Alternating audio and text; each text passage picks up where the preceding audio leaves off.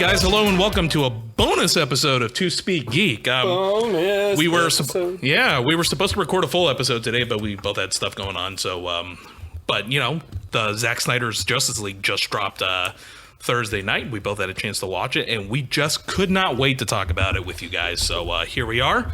Little mini episode, which Josh, we were just talking about it 2 seconds ago. I think is going to be something we're going to continue to do moving forward with major releases. Absolutely, man. Getting some feedback from some of our listeners, which is greatly appreciated, by the way. We think that kind of stuff might actually help out. Plus, we get so excited about something that we see it's really hard to hide our excitement for a whole nother week or like another hour. So it's just like, let's just get it out while we can. Yeah, I could not wait. I don't think I could have waited another week to talk about the Justice League. No fucking way. Yep. Dude, this entire episode will be devoted just to the Justice League. It's a big deal because, I mean, this was a fan campaign that came true. I mean, this type of thing never happens. It is, man. It is phenomenal. And I told you, I've had conspiracy theories abound by Justice League over the past couple days, because after watching this masterpiece of cinema and just character development and arc that I just sat through and witnessed, and looking at what they originally gave us thinking it was good, the only way that could have happened is because they thought this is conspiracy. I don't fucking know. But dude, it was I don't know where to start. Well, we'll start by saying, obviously, there's massive spoilers ahead. So if you haven't seen the movie, go watch it, then come listen to this, because, you know, no shit, we're going to be talking about it. Right.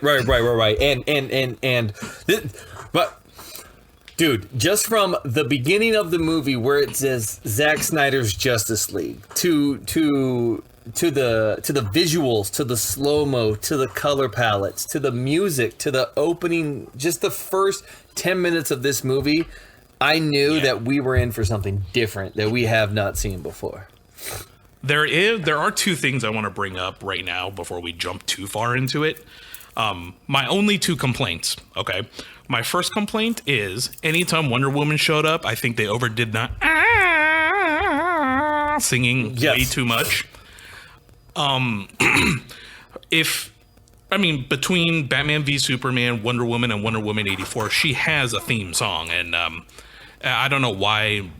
I just don't get why they chose to use that theme over and over and over. But you know, it is what it is. It's a very small complaint I have. Well, the second thing, I'm with you on that. I like I like the Wonder Woman theme from Batman v Superman. And I felt like the one with the electric cello. Yeah, I feel like this one. You're right. It was much more. It was different. It felt more. I don't know, just different. That's my complaint with you as well. Sorry, just agreeing with you. Yeah, I think they were trying to make her seem more exotic, but she's already super exotic to begin with, you know. Mm-hmm. So it is what it is. But and my second thing, and I know I've already kind of beat this horse to death, but it's the aspect ratio. And I get the aspect ratio. I understand it's an IMAX format. I understand, you know. I listened to Zack Snyder talk about why he chose to shoot it in this format, and I get it. I'm 100% on board. It makes things look bigger, taller, larger than life. You know, these are superheroes. They're supposed to be like that. But at the same time, it's really not that fun to watch on a 65-inch, 75-inch, 85-inch screen at home.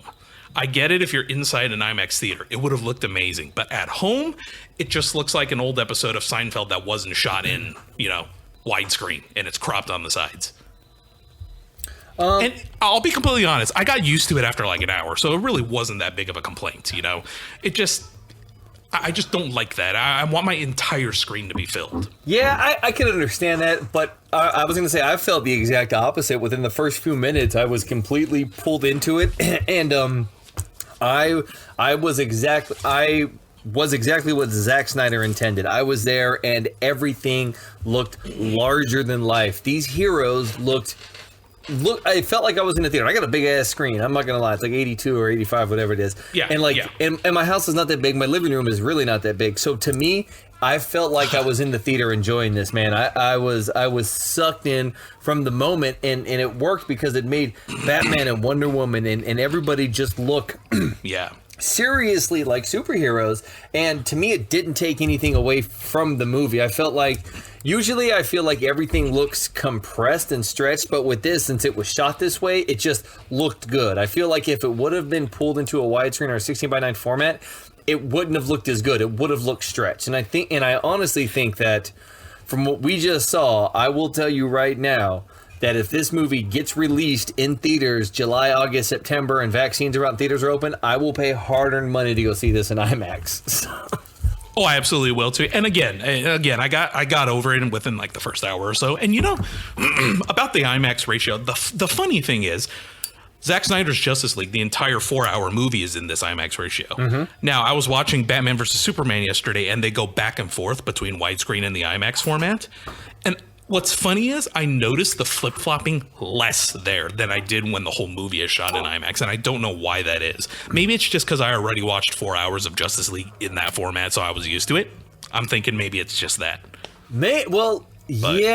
Like for me, I've seen like Dark Knight. I absolutely love Dark Knight, the way Nolan shot it with the truck sequence, how it kind of shoots back and forth between IMAX and everything else. To this day, I've seen that movie multiple times, and it still takes me out of it. I'm still like, oh my god, that looks beautiful, it's amazing, but I'm still taken out of it just a little bit, just because of that switch, that switch ratio. So I would either have it all the way 16:9 or all the way 4:3, and excuse me. I think that Snyder's decision to do it, and HBO Max to have the fucking balls to put it out like that, just shows that they believe in Zack Snyder.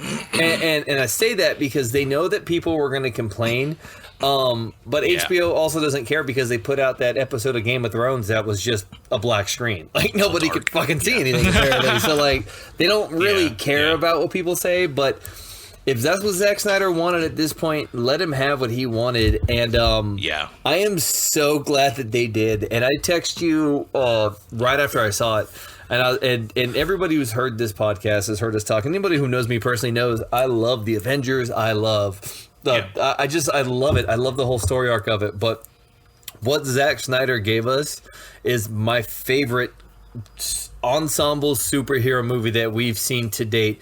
Justice League is for the adults. Like it's for the older crowd, and Zack Snyder fucking delivered, man. Like, dude, seriously. And you know, I would put this on par with a Logan or a Dark Knight. Right. It is. It's in a class above itself, and what frustrates me is I'm watching this last and I'm thinking, I'm like, how did Warner Brothers have 80% of this movie done and decide to just toss it and give Joss Whedon full reign to do whatever the fuck he wanted to do? Why did Warner Brothers not take this movie and edit it down and do Justice League Part 1 and then let Snyder come back and do a Justice League Part 2, and you can build up your whole Part 1 with Steppenwolf and then do your whole Part 2 with Darkseid if you wanted to let Snyder do what he wanted to do.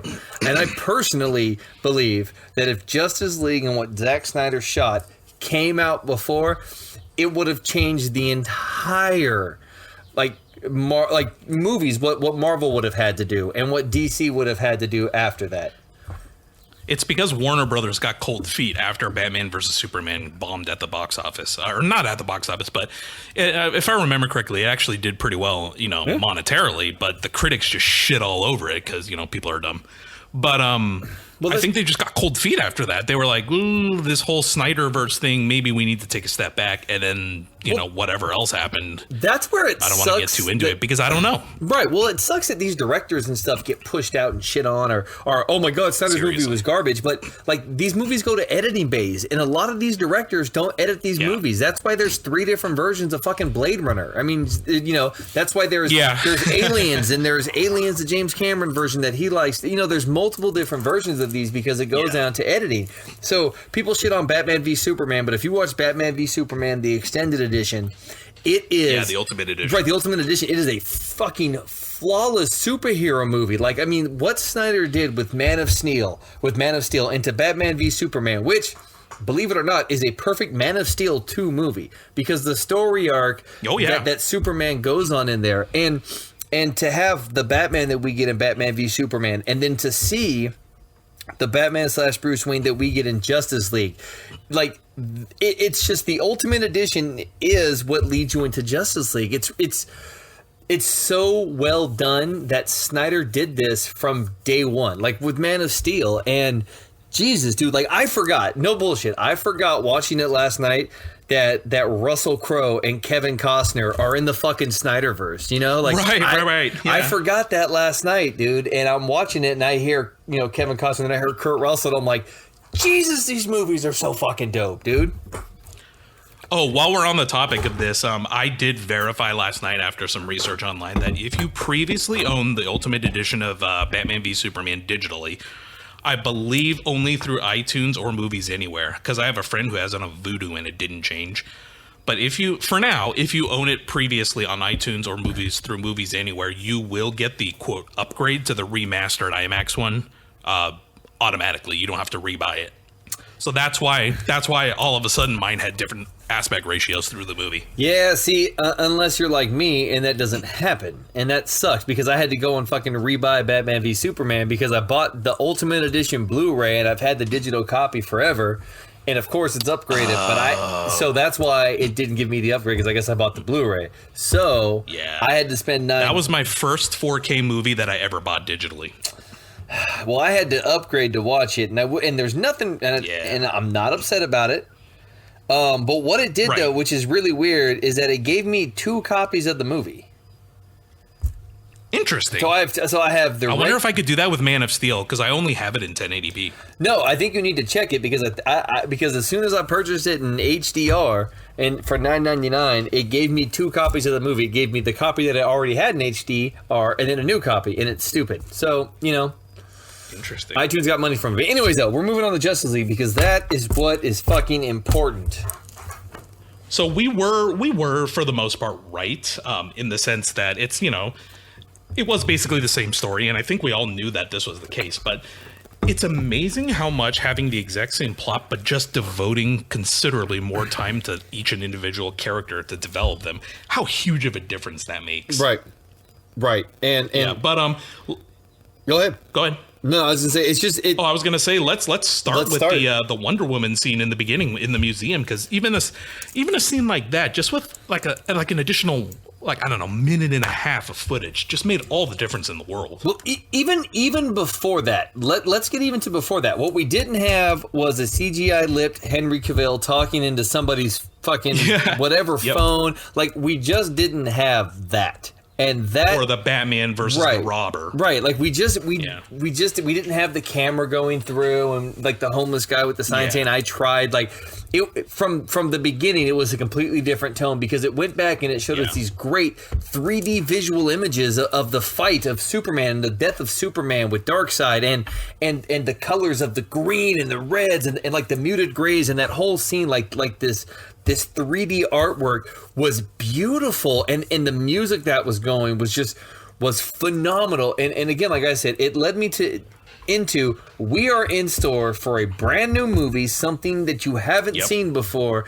Be prepared. And I don't know, like what I'm just wow. So yes. We're gonna say that a lot during this episode. We're gonna keep saying, "What the hell was Warner Brothers thinking?" Right, it's never gonna stop, guys. We're sorry. Well, we're just it's gonna come in very many instances. But you know what? You're absolutely right, and we actually got like an explanation on why the mother boxes suddenly decided to wake up. Well, and what's great about it is that they explained it a lot more. I felt like the Justice League that Joss Whedon did not explain. The Justice League. Yeah, the Justice League. That's phenomenal. It didn't explain anything, bro. Like, I didn't know much about mother boxes. Steppenwolf was like this weird, just kind of shitty looking mess. And I didn't like it. And what, like you said, with the Wonder Woman scene in the beginning, what set off the whole tone for this movie was just how different that was, how aggressive I think would be a good word to use. Yeah, the action was to be able to see the blood on the walls, to see just how do you explain it? You know what I'm saying, right? It was Diana being Diana. It was the Diana we knew from Wonder Woman and Batman vs Superman, not the Wonder Woman 1984 version. It was Thank you. It was for lack of a way to explain it, it was exactly the progression of the character I wanted to see from Batman v Superman to Wonder Woman to Justice League. Yes. That we had a Diana who was sick and tired, who knew what she was doing and wasn't going to play. And that's what I liked. Yeah, like exactly. She came in there, and what Zack Snyder did was he made Justice League for the adults, dude. This was a grown-up movie. This was a grown-ass man It was movie. Diana that was more aggressive, but then it also again played into the hope part when she was talking to that young girl after she saved all of them. Yes. She was like, you can be anything you want to be. It plays back into that, and it was like a couple of different facets of the character of Wonder Woman all in one scene. It was, because, you know, she sat there and like she, you know, threw the rope and she had the guy and she's like, who are you? And she's like, okay, I'm bored. What are you doing? 6 city blocks. It's too late. But what's cool and where Zack Snyder put his mark on here was, and this is where I said it was very reminiscent of the Nolanverse. You're getting these shotguns. You're getting these people killed by guns. You're getting this violence. You're getting blood. You're getting. There was a scene where I was like, "Oh shit, there's brain on the wall. This is a different movie." Yeah. Like, okay. Do you remember the original dialogue of the Justice League version when Diana had that guy on a rope? No. She goes, I'm going to try to play this off like how it was in the movie. Obviously, I'm not an actor. She goes, who are you? The Lassio of Hestia compels you. Now, who are you? And I'm watching that, and I'm like, my God, how did Joss Whedon sit there and go, yep, that's the take we're going to use? Well, bro, I'm not going to lie to you. We just watched Wonder Woman 1984, so, like, I don't think Gal Gadot could give much more. I'm not going to lie. But we did. But she did fine in Justice League. I mean, there were some parts where I'm like, yeah, she's not the best actress, but you know, for the most part, they worked around her strengths, her weaknesses in Zack Snyder's Justice League, and she was able to be Diana Prince. Yes. Well, and her facial expressions were way better in Justice League, and that's what played to her, I think, which helped her out in this movie as opposed to 84. Yeah. And, you know, so her aggressiveness and her fighting was great. It was a completely different opening scene. She flew. Yeah, and well, what they did too, which I thought was super cool, was that I feel like the beginning of the movie gave us these introductions to each character, because we get the Aquaman introduction with, you know, not Superman, Batman rolling in, going into town, looking for Arthur Curry. We get that whole intense scene, and it's really good. And what's cool is that I feel that Ben Affleck and Jason Momoa had good chemistry together. They did. Like they played off each other very well, and I thought that it was well done. With that, even with them walking, what I did not like was all the singing. I was kind of like, all right, why do we got a bunch of singing going on here? Why are we sniffing Aquaman's, you know, sweater? There were things that I didn't like. But Snyder laid out the groundwork very well, because in the first, 10 minutes, you get the Mother Boxes Awakening on Amazon. You got them all scattered around. Yeah. You've got Ben Affleck, who's, Bruce Wayne, who's still on his mission trying to find, Arthur Curry. And then he gets there, and, the banter and the dialogue between Arthur Curry and Bruce Wayne was different. Like, it just, and now I understand. Yeah, it was.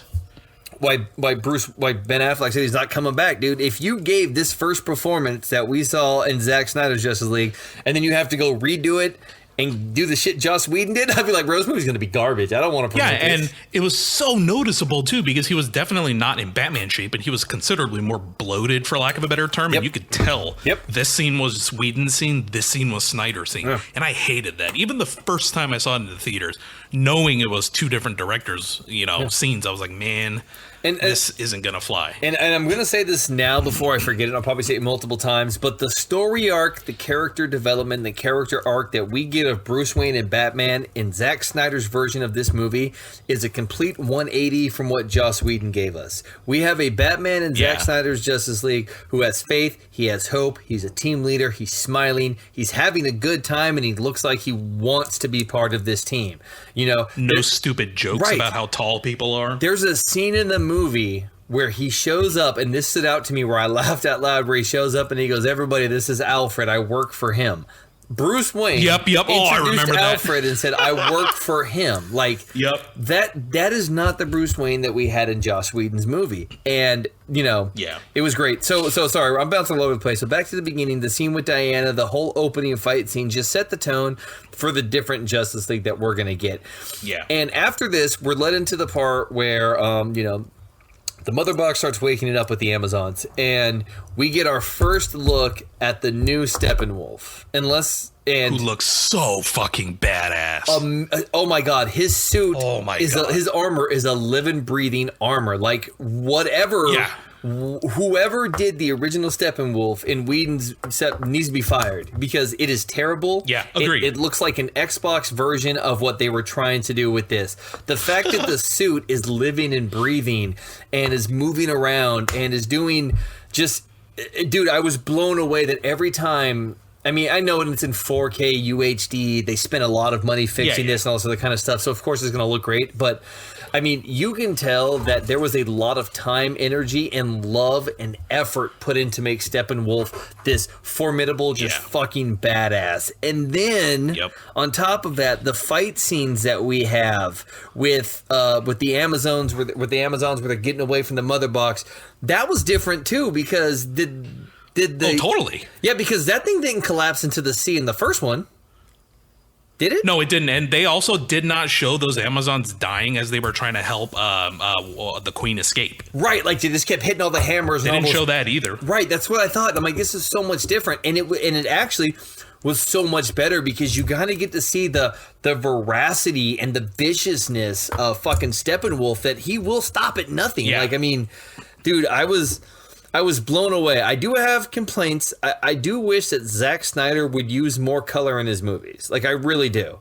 I think everyone has that complaint. All his movies look like they were washed through a sepia filter. Yes. But I think that's just what we have to expect from him. Because, like, the battle on with the Amazons, like, I was just picturing it in my head, like, if that was more green and more pop, like, how it would look, it would just be this... Yeah. But I guess, you know, with what's going on in the Zack Snyder signature, you look at 300, you look at his other movies, you know, it just kind of makes sense. Yeah, but any Snyder movie, 300, Sucker Punch, Watchmen, it's all muted, every single one of them. So, and the colors do pop because, you know, when she shoots the arrow and you see that flying through the sky and it lands, like, the reds are really beautiful. But I will say, so in this one right here, I'm trying, if I'm missing anything or you got anything to say, man, please tell me.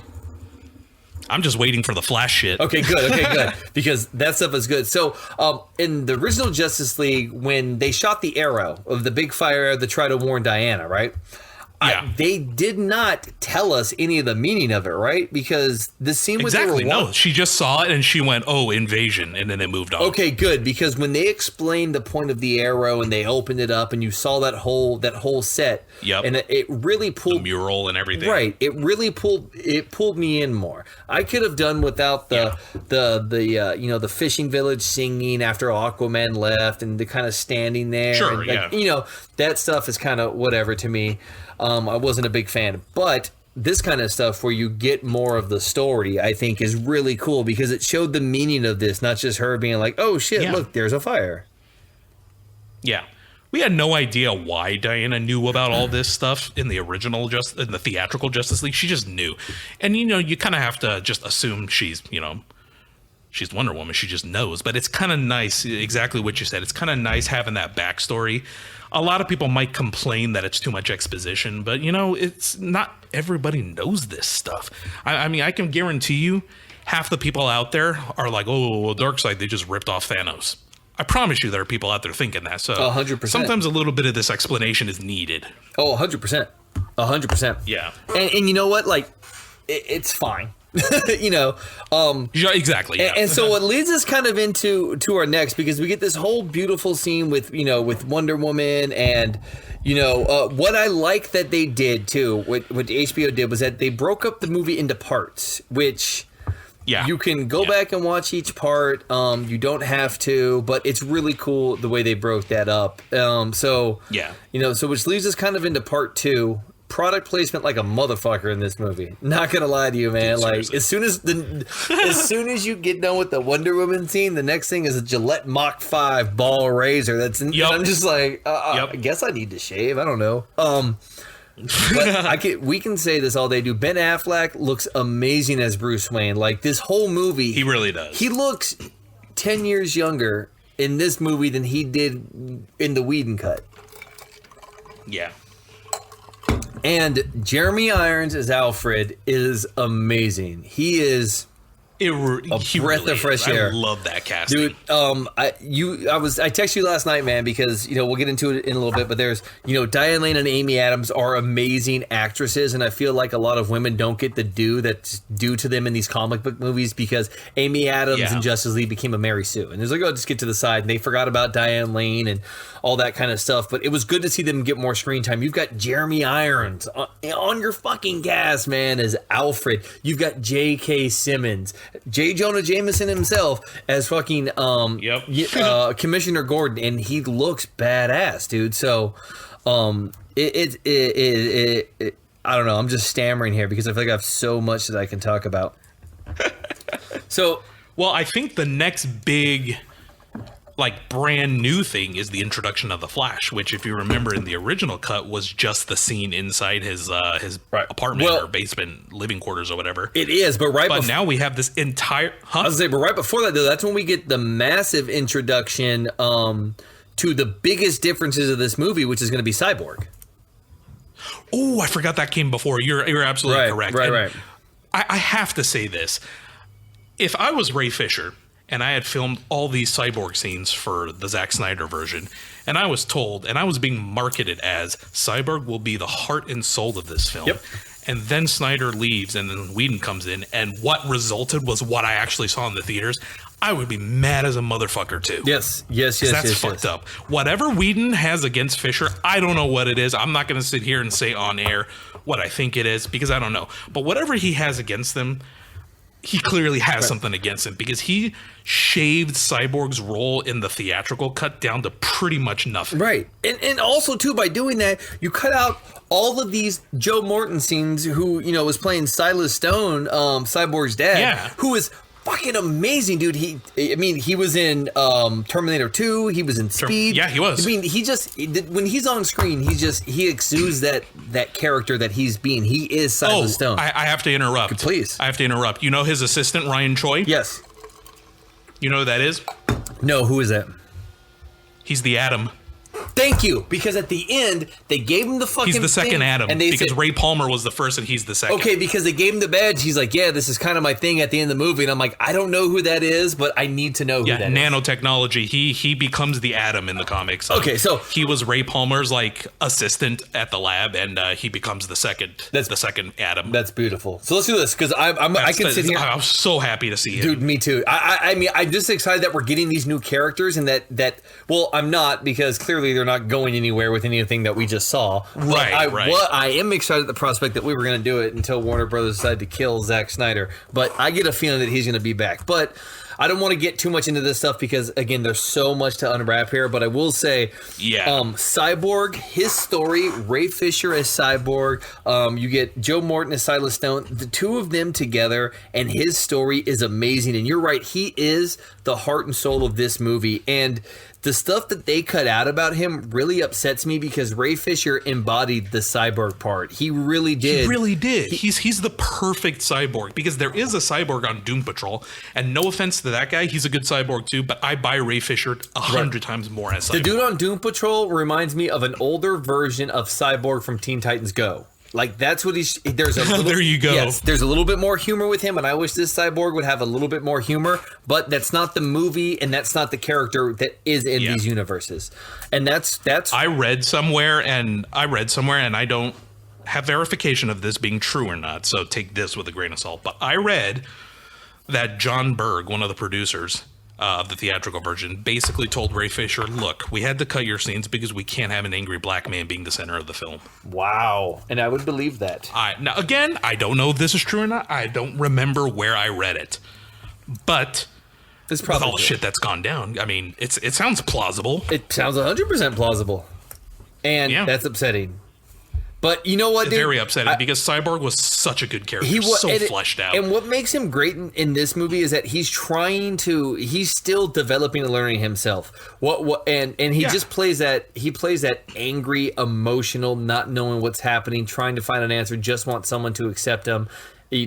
Character. Yeah, and can you blame him? Right. Look at his journey in the movie. Right. And then next week, I'd be pissed. Right, dude. And I would too. And I think that he's due. And you get to see just the tip of his powers in this movie. Like he is still learning, and it's fantastic. And the same with the Aquaman. Like, I liked the story that we got with Jason Momoa. I don't like seeing Amber Heard, but that's just me. But we do get this cool story, and I forgot about Willem Dafoe. So you get to see Willem Dafoe with his long hair in this movie. Looking fucking looking badass, and I like the visuals where they're fighting undersea. The whole Steppenwolf scene underwater where he was getting the mother box was so dope, dude. So considerably better than what we had. Oh, absolutely. Absolutely. And I mean, there was a lot of the movie that was still the same. I love seeing like the big fight scene where they first destroyed Darkseid and kicked him out. Dude, that was fucking dope. The history lesson. Yeah. I think that the Darkseid that we got was amazing, dude. Yeah. We got Darkseid and Desaad. I forgot that Desaad was even supposed to be in the movie. Yeah, dude.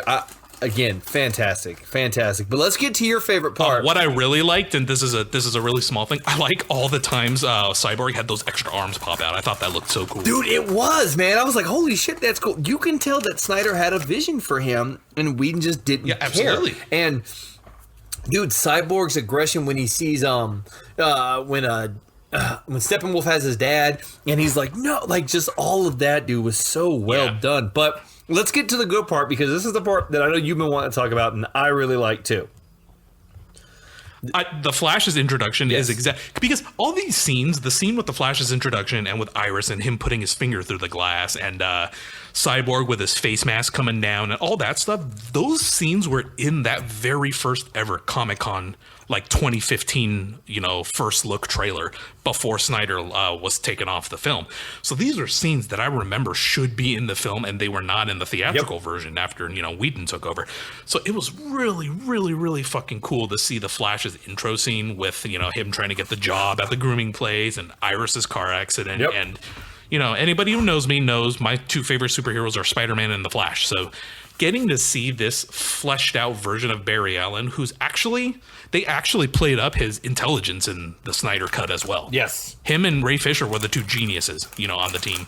So I was happy to see that. But just seeing that slow with the shoes burning off when he decided to, tap into the speed, and we finally get to see Iris, and I loved it so much. I watched his intro scene probably a good 3 times before I proceeded with the film. It's so well done. I just don't know what to say. I mean, I can't believe a scene like that was taken out. I mean, that's such a major, major, major scene. And again, you just have to wonder, what was Whedon thinking? Why did he completely cut out the character of Iris? Because Iris is gonna play a part in the Flash movie. We know this. I mean, she is the Lois Lane to Barry Allen, So it looked so gorgeous. I could have done without whatever they chose for the soundtrack. That's not really my thing, but it is what it is. But well, his finger going through the glass and him like taking the hot dog in slow-mo. It was just so cool. It was so cool, man. It was cool. And then like the visual effects, I've never been a big fan of Ezra Miller running. I always think it looks goofy as shit when they do it. Yeah, it always did, yeah. And that's just me. I think it looks a little bit better on the TV show. But the visuals that they had, and again, the character arc that we had with Barry Allen for him at the very beginning being kind of afraid to getting shot and still, everything that he did is fantastic. And again, there was a scene where I was like, wait a second. He travels so fucking fast, he made time go backwards? And they cut that out of the fucking movie? That's the thing I think I hated the most about what we ended up with in the theatrical version, is because, you get onto these nerd arguments online about, who's the most powerful character in the DC universe. And, people will say what they say. They'll say Superman, they'll say whatever. But I've always held firm that it's Barry Allen and Wally West, because they're the only ones that can manipulate space-time as they see fit. Yep. And we got a tease of that in Batman v Superman when he showed up in Bruce's dream. Yep. And I'm really, really happy to see them actually playing with the Speed Force in the Snyder cut. I mean, this is such a big part of the Flash's character. And to take it out completely, it was a huge bummer for me, and I'm very happy to see them bring it back, because yes, there were a couple of sequences where his manipulation of space-time played very centrally to the plot. Right.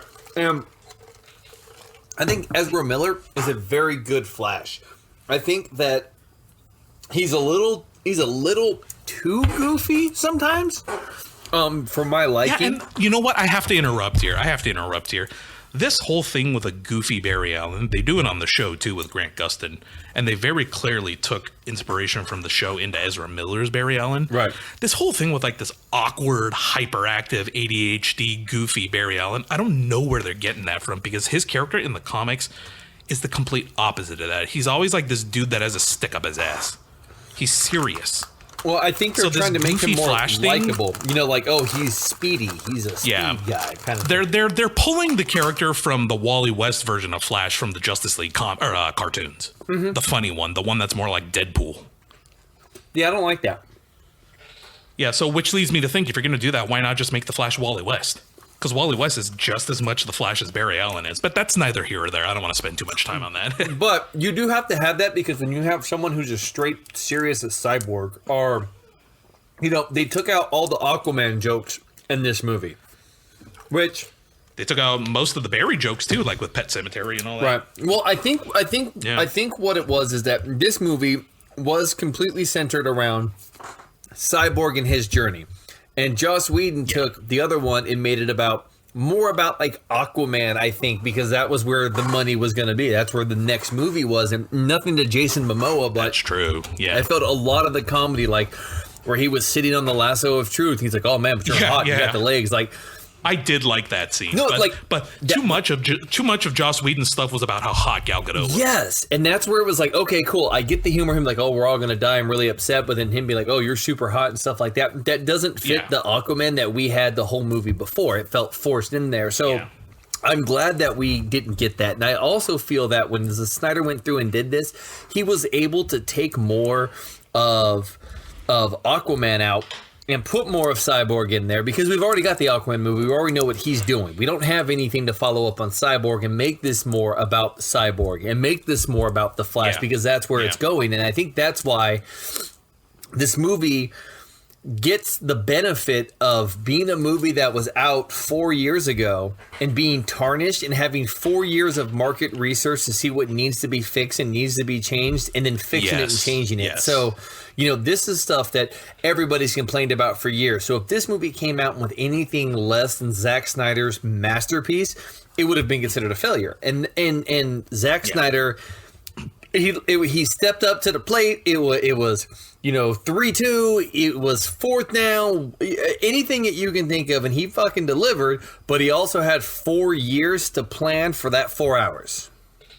Yeah. So exactly. So I think he was able, with hindsight, to go and put more Flash in there, and that's why, you know, when they're going to wake up Superman, by the way, and this is where, you know, we're seeing more Diane Lane. This is where we get our first appearance of Martian Manhunter, because it was Martian fucking Manhunter, who, by the way, looks absolutely awesome. Dude, it did, and it took me a few minutes to realize what was happening, because Diane Lane pops out after talking, you know, Miss Kent does. Yeah. And then I looked down for a second, and then I looked back up, and I was like, wait, what? When the fuck did he show up? And I was like, wait, rewind. And I was like, oh my God, I missed it. Yeah. Dude, it was a great... That was... If I hadn't been following the development of the Snyder Cut online, and I didn't know Martian Manhunter was supposed to be in the movie, I think my old neighbors in Brentwood 40 miles away would have heard me. It was such a cool reveal. So well done. Like I like it. And you can tell again, Snyder had a vision for where he was going. Whedon had nothing. And so the Martian Manhunter stuff was great, because I was screaming. I was like, no fucking way, dude. So sick. And the cameos that we were getting in this movie were dope. And so we're getting this, and again, we're getting the same battle, same set pieces, but there was something else that really stuck out to me, and this is when, like I was saying with the character arc, you have Batman who went from, again, being dark, there's nothing here, blah, blah, blah, to again, pulling this team together, telling Alfred, Alfred, just have faith. Like, that to me just shows that this movie's different, and we have this leader, and they're doing... You know, Batman isn't this disgruntled, I don't want to do this, but I'm going to. It's, I want to. And it sets the tone of the movie different. It makes it It makes it 100%. more enjoyable when you don't have this grizzled, angry, pissed off Batman in the background. You know, like you can tell that in this movie, he's remorseful and repentant for what happened with Superman. Yeah. You know, like if I wouldn't have done this, and you know, he is putting the weight of the universe on his shoulders, as opposed to trying to get everybody to burden it with him, like in the last Justice League. And I like that. Yeah. Yeah. It's good. So the parts now, there are lots of differences in this movie. And there's a great part that got me. And this is when I was like, holy shit. Number one would be when they went to drop the mother box to wake up Superman. In the first Whedon cut, Barry Allen gets there right before the box touches the water. In this one, we get him so fast that we get our first glimpse of time reversing. Yep. And that is when I lost my shit. I was not expecting that. No, and I do not know for the life of me why Whedon would have taken that part out. If you want to change that stuff at the end, fine, but you don't change that little glimpse, because that shit right there was so well done that it blew my mind. I think also, I'm in no way defending Whedon, but I think also Warner Brothers had basically said you need to keep this film less than 120 minutes. Yeah, I guess so. He had to take, because I remember that being a big deal online when they first announced, you know, the theatrical cut is going to be only 120 minutes. People were like, but how the hell are you supposed to tell this grand sweeping story in only 2 hours? That's true. So he had to take a ton of shit out. Now, granted, what he could have taken and what he could have left in is, you know, up for debate, but yeah, I agree. I mean, Flash being able to do that is, again, it's a big part of his character, and you know, you don't turn him, you don't shave his scenes down so much that he's basically just the comic relief. Right, absolutely. And I feel like that's all it was before. That's exactly what it was before. And that's not the character that he is. I felt like that Joss Whedon just kind of watched a week's worth of Teen Titans Go. I mean, I'm being serious. Guys, I got these characters down. Fuck shit, I would have absolutely taken a live action Teen Titans Go movie. Dude, for real. And I want to go back and say this. But yeah, no, he had Cyborg at the end going booyah. Yep. And I was like, okay, that's cool fan service, but why? But in the overall arc of his character, even in the theatrical cut, why would he say that? Right. What's the point? What's the actual fucking meaning? I do want to say this right now. As much as I love, again, the Avengers and everything else, there is something about Henry Cavill as Superman that just hits differently. We give so much props to Chris Evans, and dude, you're Captain America, bro. We got that, and no one will ever take that from you. And you're just an amazing human being. If you ever listen to this, bro, I love you. And your dog is really cute. He's on Instagram and Twitter all the time. It's beautiful. But dude, and I love watching you fuck around with your brothers on TikTok. Dude, great guy, great fucking guy. But dude, Henry Cavill embodies this Superman, and going back really from Man of Steel and Batman v Superman: Dawn of Justice, and him in this movie, and his relationship with Lois Lane, and his love for his mother, and just everything that he does is so well done. He plays a Superman unlike any Superman that we've seen before. He plays him vulnerable, but he plays him, all right, game over, time to fuck shit up. Because when he shows up in this huge battle with Steppenwolf, which, by the way, is so well done. It is... When he goes, not impressed. He goes, not impressed. And then he blows the axe and just blows it up, and Steppenwolf is like, oh shit. Like, I fucked up. Dude, it's so good. And we got the black suited Superman. Now, do you know the significance behind the black suit other than it's from the comics? I feel like they teased it a bit in the movie, but they didn't actually explain why Superman chose the black suit. Because when he was walking through the ship and you could see all the other suits, you saw his red and blue one there. He very clearly picked this black one for a reason. Why? I was curious if you got why. No idea. The black suit absorbs the solar radiation quicker, which is why after he died, he came back in the black suit in the comics and everything. He chose it because he could get back to his full power much quicker than he could with the other suit. Nice. It's actually meant to be it's meant to be like a healing suit, for lack of a better term.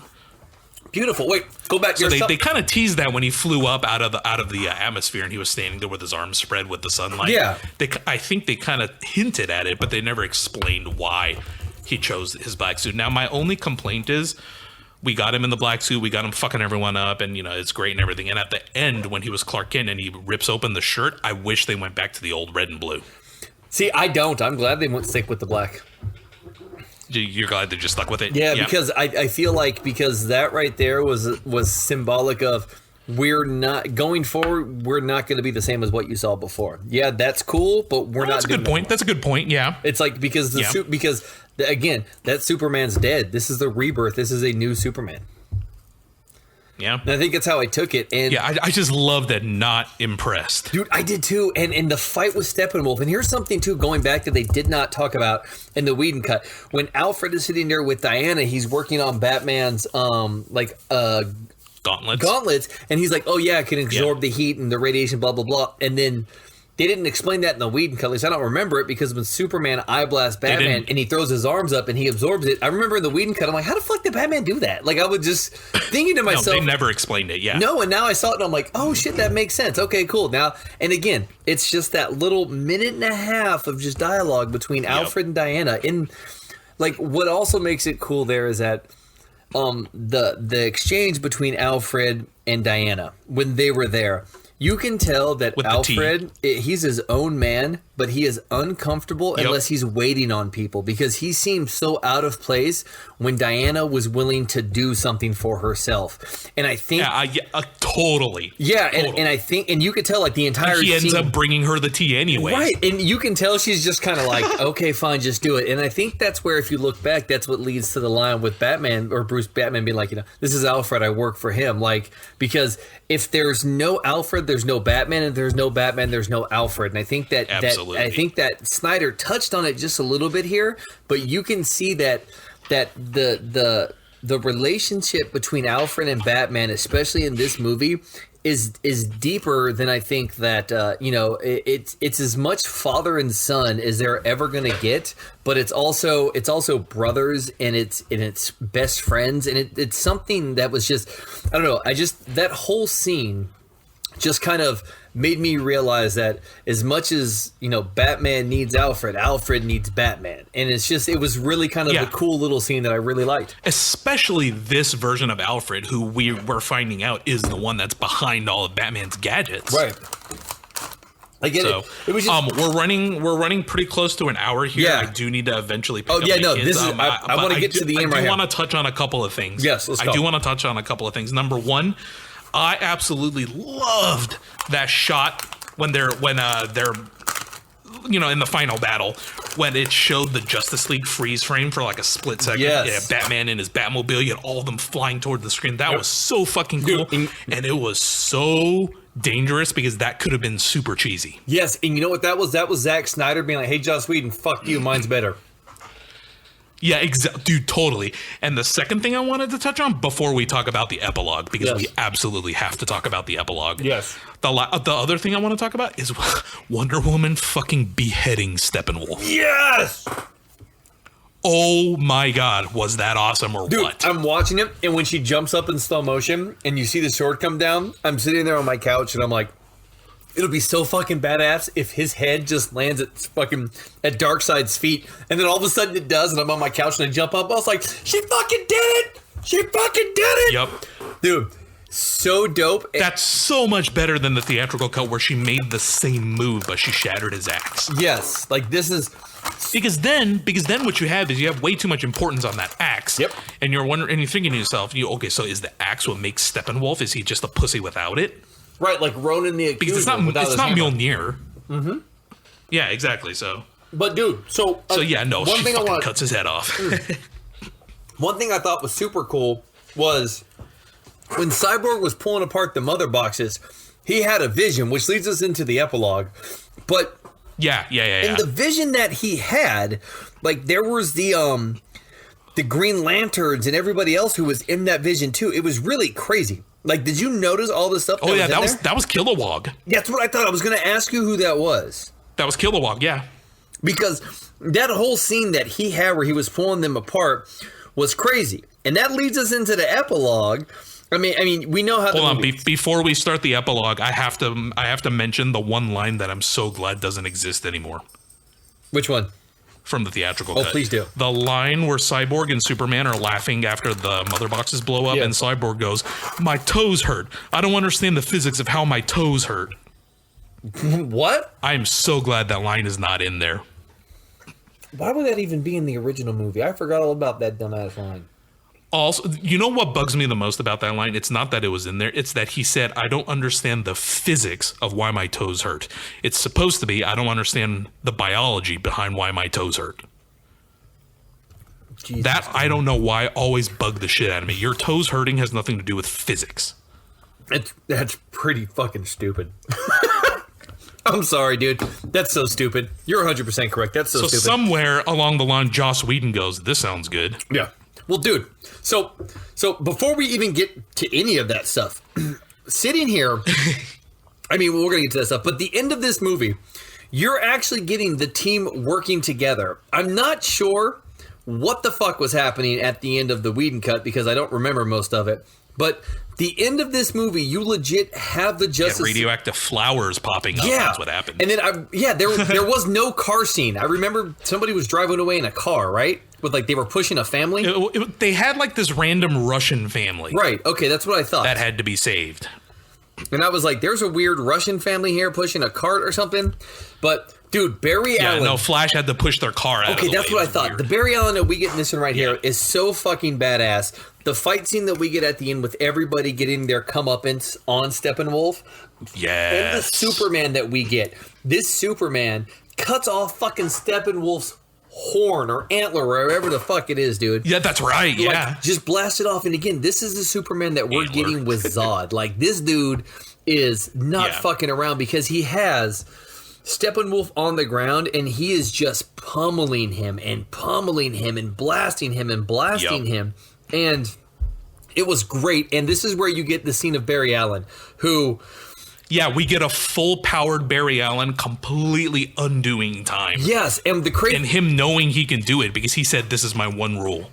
Yes, we have to break the one rule. So, and what's crazy is that he has seen the fucking universe collapsing in front of him, coming at him, and he's been shot, and he stands there and heals himself. And this is where Ezra Miller, as the actor, doesn't get the credit he deserves for being this Flash, and it makes me so fucking excited for the movie, because he runs, not only does he heal himself, which is fucking badass, he runs so fast that he just... dude, I don't understand why you wouldn't keep this in the movie. Did you watch the Flashpoint Paradox yet, the animated movie? I have after you watched the Justice League one? Not yet. I did watch the Justice League one. I saw that one. When you awesome. can watch it, because it plays a lot into the time travel. Okay.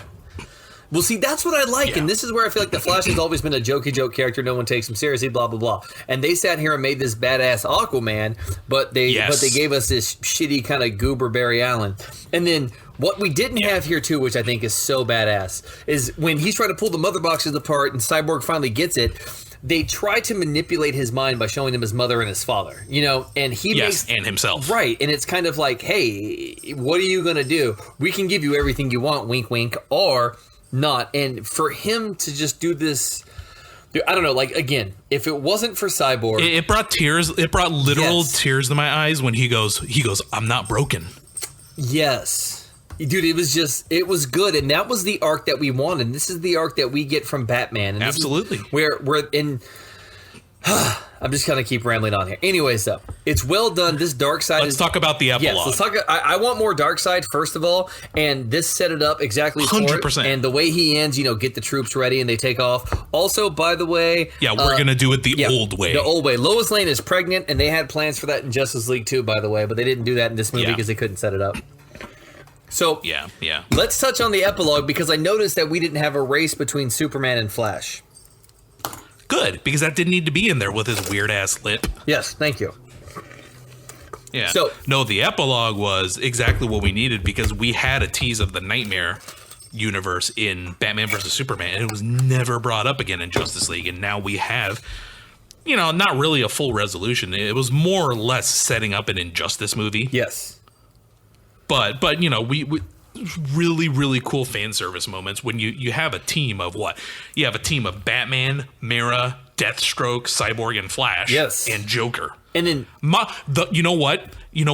I challenge anyone who did not like Jared Leto's Joker to watch the epilogue and not fall in love with his version. Because his version is creepy as his fuck. mouth, his laugh. You could see the gold teeth in his mouth still, but it was filled with blood. Like, oh my god, he had all the sheriff badges on, the SWAT thing. The way he talked, his laugh. His laugh is the creepy where he goes, ha ha. Dude, is the creepiest shit ever. Batman looks at him and says, "Yeah, well, when I had Harley Quinn dying in my hands and with her last breath, she told me that when I kill you, and I will fucking kill you." I was like, oh my god, Batman just said, and I will fucking kill you. Dude, again, I was like, oh my god. And what's crazy is that before that, we got the OG ending from the last Joss Whedon Deathstroke where Just League, where Deathstroke shows up on the boat with Lex Luthor. Yeah. Now, did he tell Deathstroke that Batman was Bruce Wayne at the end of the Whedon cut? No, at the end of the Whedon cut, he goes, shouldn't we have a league of our own?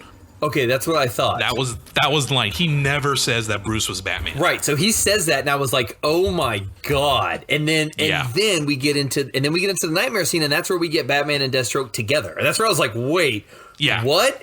And then and Joker name drops Batman as Bruce as well. Yes, and then what's cool about this is that we get a callback to the Robin suit that was hanging in Batman v Superman, and he goes, "You sent a boy to do a man's job, a boy wonder." And I was like, "Oh my god!" You know what I think I love the most about Jared Leto's portrayal of the Joker is the way he inflects his voice. Yes. There was one scene in the epilogue where Batman goes, "If you saw something, I swear I'm gonna." And Jared Leto goes, "You're gonna what, Batman? You're gonna what?" Right. And just the way he changes his voice to that. And it was like that scene with Common in Suicide Squad where he goes, "You don't want no beef. You don't want no beef." Yeah, you don't want no beef. The way he does that, dude. It's so fucking good. It is. And I like Deathstroke's fucking mohawk that he had in the epilogue, dude. He looks more badass. Yeah. Although I wish that Mara would have just been killed or shot because Aquaman's alive, but she's not. But then, though, so here's what's crazy. Is that this takes us back. That I think has to do with Flashpoint. If this is what they're teasing. Because earlier when Cyborg had his vision, you see Aquaman get killed. You see everything that's happening and right Wonder here. Woman. Right. So you're seeing that now, so I'm curious if that's where we're going. Plus, dude, Ezra Miller looks badass with that goatee. Like, it just looks fucking sick, man. It just works, and his suit is dope, man. And, dude, Batman, I'm sorry, but the suit that Batman wears in this movie is so fucking badass. It is hands down my favorite Batman suit from any Batman movie. Ben Affleck is Batman and Bruce Wayne. Like, there's no other way around it. If I was him, I would have left too. But I hope after seeing this and knowing that he's coming back for Flashpoint that we're going to get just something else of him, because he deserves way more than he got, because these two movies, and again, I had said on the last episode of our show, I hope we're not overhyping it, blah, blah, blah. They more than delivered, man. This is a masterpiece. They absolutely did. And I read this somewhere on Twitter the other night. If they ever allow Zack Snyder to come back and do his continuation of it, how badass would it be if his next movie was called Zack Snyder's Injustice? That would be sick. Well, see, because have you played the Injustice games? No, I have them. I'm not a big fighting game guy. Me either, but the story more than makes up for it, because those two have a very heavy story mode. Oh, okay. And it is based off of it's where the Injustice comics came from. They came from the game. Nice. So you have a Superman who lost Lois Lane. Oh. And then I'm gonna make this really short. You have a Superman who lost Lois Lane, and Batman's trying to keep Joker in custody. And Superman shows up and he goes, "You took the one thing that I ever loved." And Batman goes, "Don't do it. Don't do it." And Superman fucking rips Joker's heart out. Oh. And that sets him down the path of becoming this dictator where he's like, you know what? The world has shown that they can't take care of themselves, so I'm going to fucking do it for them. So he becomes this dictator, and Batman, Flash, and all the other heroes have to form like this resistance against him. Now, that's very clearly where they're drawing the inspiration from the Nightmare from. Yeah. That's so fucking And that cool. absolutely would be an awesome movie. Dude, I just hope that they let Snyder go forward. And that's where I think that Joss Whedon came in to finish this off. He did not want this to be better than his Avengers movies. So he just kind of... No, his ego took over, dude. Yeah. His ego took over, and we're learning he's a shitty person to begin with. There's no way that you can look at 80% of this movie and think that he needed to redo 90% of it. There's just no way. Yeah, exactly. I'm sorry, man. His job... Right. his job, from what I understand, was to come in and basically finish editing the film. His job was not to remake the film. Yeah, and that's exactly what he did. And you know what? I hope that Snyder gets more. I hope that they give him something else, because what he did was great. Thank you, Warner Brothers. Thank you, HBO. Thank you, Zack Snyder. Thank you, Ben Affleck. Yes, thank you for making this reality. Thank you for all the fans everybody who campaigned for it. Thank you to release a Snyder cut, because we got what we've wanted. We got the adult comic book movie that we've wanted. And like, yeah, and also fuck James Cameron re-releasing Avatar in theaters, you fucking prick. Nobody wants this stupid ass movie. All right, man. Well, Tony, man, this has been fun, brother. But when the Justice League comes out on 4K Blu-ray in May, I am absolutely going to be dropping $30 or whatever to buy it. Vaccines are out and fucking theaters are open, I'm going to go see this in IMAX. Yep, absolutely. So, hey, thanks for joining us in this special bonus episode with Zack Snyder's Justice League. I'm Tony. You can follow me on Twitter at ToneZone81. You can get me on Twitter at BruceBain66. And thank you. Later, Gators.